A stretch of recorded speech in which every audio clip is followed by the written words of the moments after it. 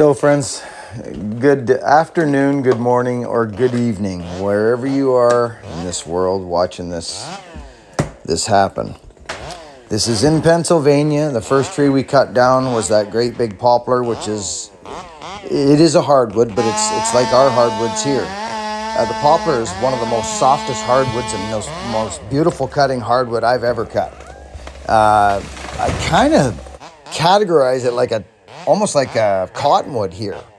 Very similar. Anyway, the next one was a cherry. That big one there, a little harder. This one we're going into looks to be maple. A little harder again, perhaps, in that zone. These aren't not as hard as some of the stuff I cut at Bunyan, but nonetheless, I'm just scurrying my way through the bushes here, and I'm going to get this little ruckus. These were bullets for me. If that cherry didn't cooperate, these were bullets that I could have took that cherry out with. But I was way happier by the way we did. But you can look at this. She's loaded, going forward, big heavy lean here. So we do a bore cut here, and kind of just walk you through this, and away we go. Trying to keep the power saw below, you know, I say keep my arms below my nipples. You know what I mean? I like to say that and just keep things down low. It's way easier.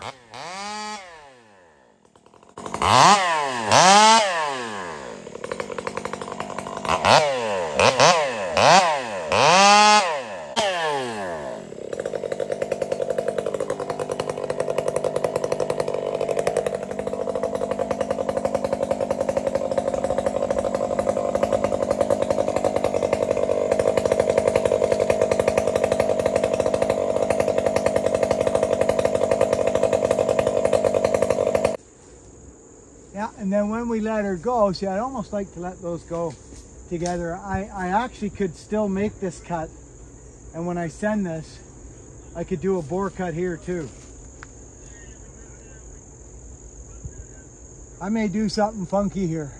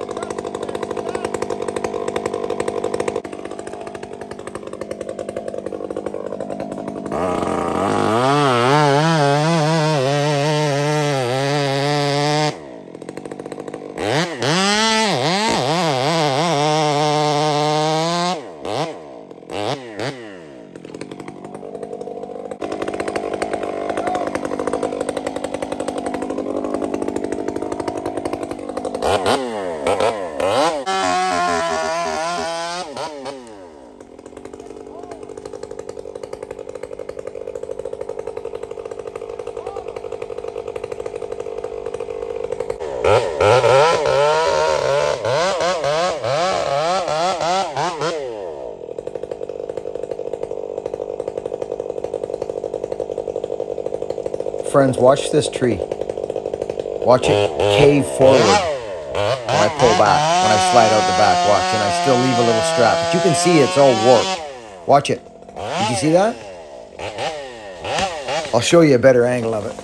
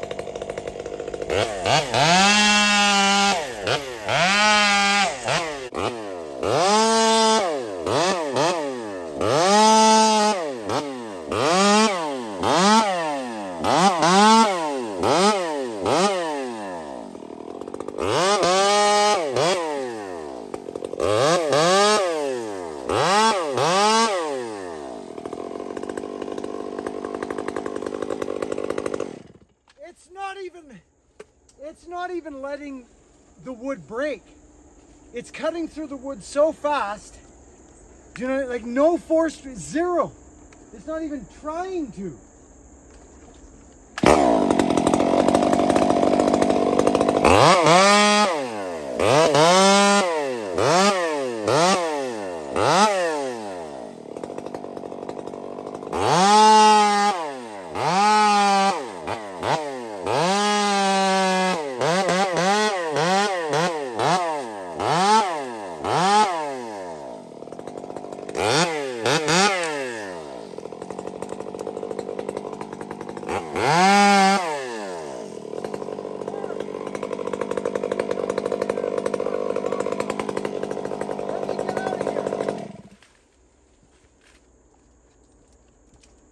There we go.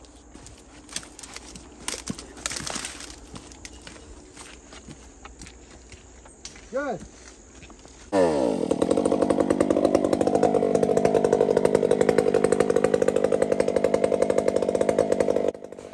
So friends, there's this little sucker growing off the side. See, it is there right there on the right, or the left, pardon me, right there.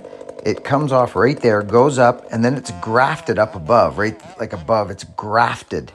So I put a little undercut in the back, kind of bore into it and flip it off the side there. And now I'm just cracking this one, see that there? I'm just pulling an undercut out of that.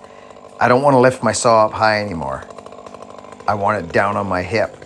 So I cut this out of here.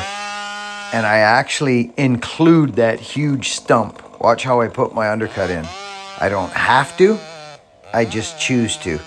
Because putting my shoulders up there and taking that last tree like that, I'd rather be down low. I just like my saw down low, and I will do whatever it takes sometime to just keep my power saw down by my hip.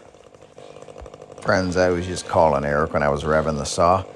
He's way over in the different direction than the tree's gonna fall. But it don't matter. See, I just got his attention and told him to keep his head up. It could spin off you don't know. I'm doing something funky here anyway. So it always comes back to the stump. Don't take for granted. If you can hit somebody with a tree, if they're in distance of two tree lengths, don't do it. It all comes back to the stump.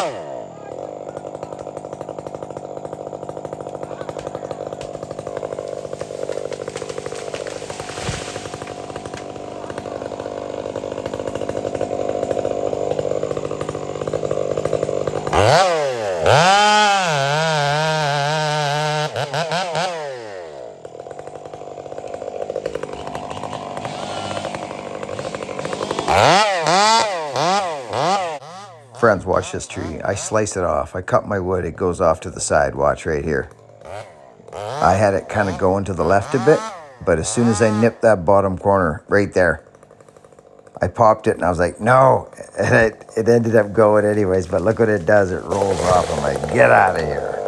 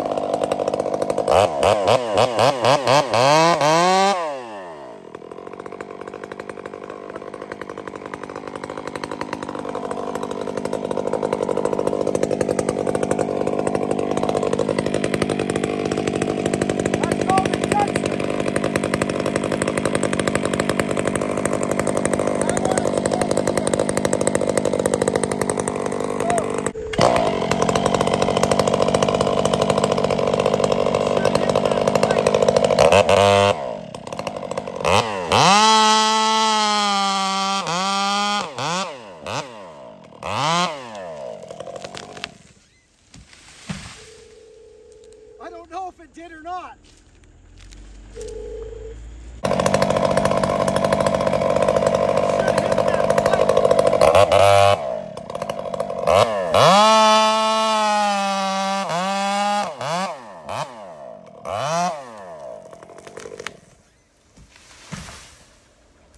So here's what happens. Oh, and, absolutely it did. Absolutely it did. You can actually see where it slapped down on the Dutchman right there and shanked this wood off. You see that? See those fibers? Yep. There was nothing touching it. This is the tree right out from there to here. You see this? This is very interesting. Look at this. Look how this white line disappears where the undergut gets clean. You see that? Mm-hmm. Pretty neat, eh? Yeah. So this is the Dutchman. So it wasn't needed, but we're just playing around. So it helps. I think I'll have to look at the footage. But so what happens is it slaps down on here, on this table, and kicks over. But now we'll clean the stump up because it doesn't look good on the stump.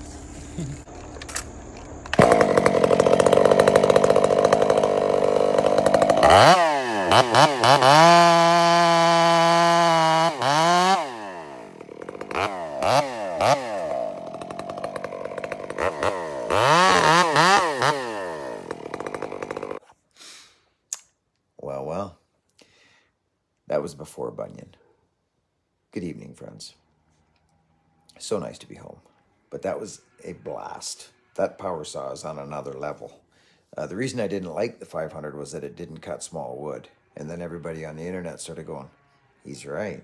And everybody started to do videos on your, it's just funny. I think it's cool. But that saw does not have that problem, as you noticed, at all. Actually, it's completely on.